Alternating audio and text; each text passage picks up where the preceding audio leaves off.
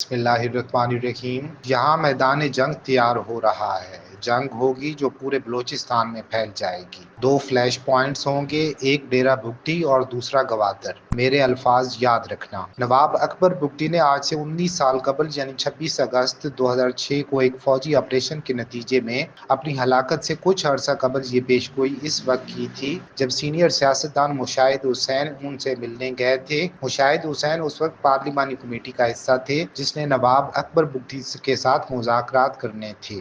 نواب اکبر بگٹی کی یہ پیشگوئی بظاہر آج ایک کربناک حقیقت بن چکی ہے۔ ان کی موت نے بلوچستان میں ایک ایسی شورش کو جنم دیا جو آج شدت اختیار کر چکی ہے۔ بلوچستان میں اگست وہ مہینہ بن چکا ہے جس میں سب سے زیادہ عسکریت پسندی کی کارروائیاں اور دھماکے ہوتے ہیں، چاہے وہ قیام پاکستان کا دن 14 اگست ہو جس کی اکبر بگٹی نے حمایت کی تھی، یا ان کی برسی کا دن یعنی 26 اگست۔ گوادر اور ڈیرہ بگٹی سمیت بلوچستان کی بلوچ آبادی والے ہر علاقے میں یہ گونج سنائی دیتی ہے۔ مسلم لیگی رہنما مشاہد حسین جو نواب اکبر بگٹی کے ساتھ مذاکرات میں شریک تھے، اس سے اتفاق کرتے ہیں اور کہتے ہیں کہ بلوچستان کے موجودہ بحران اور چپقلش کی جڑ نواب اکبر خان بگٹی کا قتل ہے۔ سوئی گیس کی رائلٹی اور ڈاکٹر شازیہ خالد کے مبینہ ریپ کے معاملات پر جنرل پرویز مشرف کے دور حکومت میں ریاست کی نواب اکبر بگٹی سے کشیدگی پیدا ہوئی جس نے آگے چل کر تصادم کی شکل اختیار کی۔ اگرچہ اس کشیدگی کی روک تھام کے لیے مذاکراتی کمیٹیاں بنائی گئیں لیکن یہ سب ناکام ہوئیں۔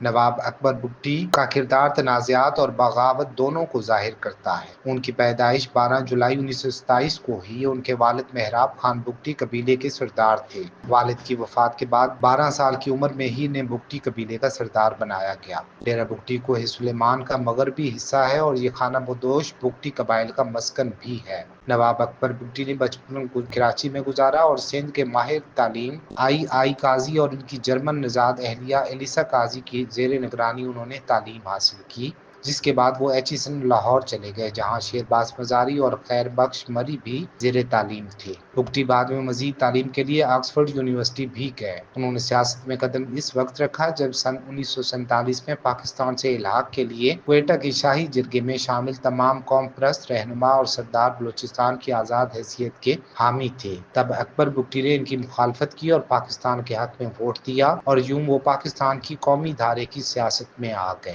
سن 1950 میں وہ حکومت کی بلوچستان ایڈوائزری کونسل کے رکن نامزد کیے گئے اور سن 1957 میں پہلی بار بلا مقابلہ رکن اسمبلی منتخب ہوئے۔ اکبر بگٹی نے ایک انٹرویو میں بتایا تھا کہ ریپبلکن پارٹی ان کی پہلی جماعت تھی جس کا دفتر لاہور میں تھا اور جو 1 یونٹ کے خلاف تھی، اور اس دوران وہ فیروز خان نون کی حکومت میں وزیر مملکت برائے داخلہ بنے۔ ان کا اس انٹرویو میں دعویٰ تھا کہ انہی کی تجویز پر حکومت پاکستان نے مسقط سے گوادر $60 لاکھ میں خریدا تھا۔